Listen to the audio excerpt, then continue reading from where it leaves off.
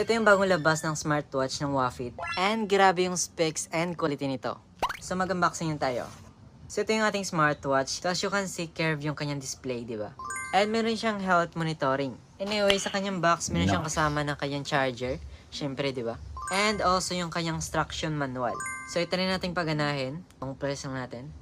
Super responsive naman yung kanyang display.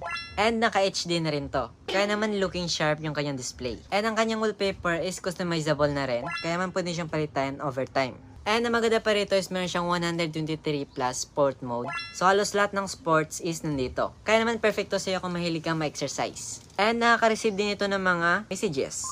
So kita nyo may nag-chat sa akin sa Messenger. So nakaka-receive na rin siya ng mga messages. Lahat ng messages sa phone nyo is direct dito.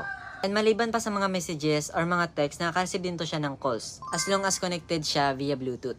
And ang maganda pa dito is waterproof na rin to, abot hanggang 1 ATM. And again, may mga heart monitoring na rin siya. So ito yung kanyang sensor.